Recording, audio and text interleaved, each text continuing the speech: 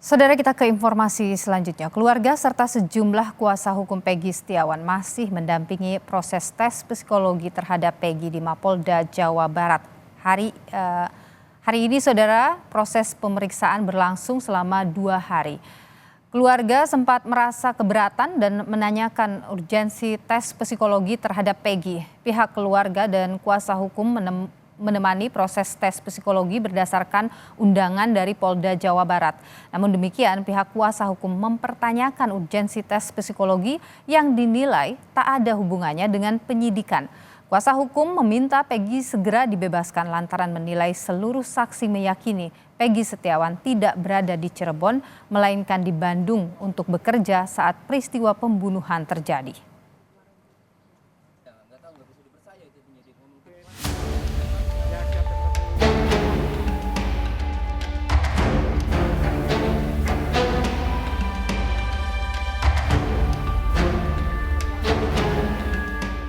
Peggy telah menjalani rangkaian tes psikologi dengan 5 tahapan pemeriksaan pada Sabtu kemarin. Tes berlangsung lebih dari 6 jam dengan melibatkan 3 orang psikolog. Kuasa hukum Peggy menyebut tes psikologi dilakukan untuk memastikan kondisi kejiwaan kliennya. Peggy disebut tetap konsisten saat memberikan keterangan. Psikolog forensik Reza Indragiri menyebut hasil tes psikologi bagi seorang tersangka maupun terdakwa tidak bisa dijadikan sebagai dasar apakah seseorang bersalah atau tidak bersalah dalam suatu tindak pidana. Reza menyebut tes psikologi dilakukan untuk mengetahui kepribadian atau kecerdasan seseorang, bukan menentukan tindak pidana. Vonis atas diri terdakwa akan ditentukan seberapa jauh perbuatannya itu terbukti atau tidak. Perilakunya itu terbukti atau tidak. Itu artinya jangan sampai terjadi penyalahgunaan terhadap hasil pemeriksaan psikologis. Jadi kita proporsional kembali dalam menyikapi tes psikologi. Tes psikologi tidak memberikan informasi tentang perilaku seorang terdakwa dalam konteks terbukti atau tidak terbukti, tapi sebatas tentang kondisi kepribadian dan juga mungkin kondisi kecerdasannya. Namun ingat, vonis hakim tidak ditentukan berdasarkan kepribadian dan kecerdasan, melainkan berdasarkan terbukti atau tidak terbukti perilaku pidananya. Tak berhenti pada Peggy Setiawan, publik terus menyoroti kasus pembunuhan Vina dan Eki setelah kisahnya diangkat ke layar lebar.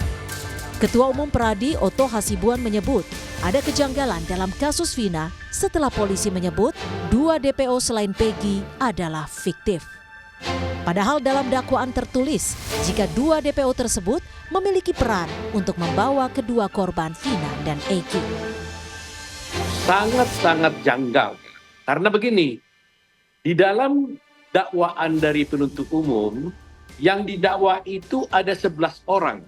Ya, ada 11 orang yang didakwa melakukan perbuatan pembunuhan berencana secara bersama-sama. Saya lebih cenderung kepada bukti. Coba bayangkan, saya katakan tadi ini paling penting nih, diketahui oleh masyarakat ya. Tadi saya katakan 2 orang yang disebutkan itu adalah dinyatakan fiktif.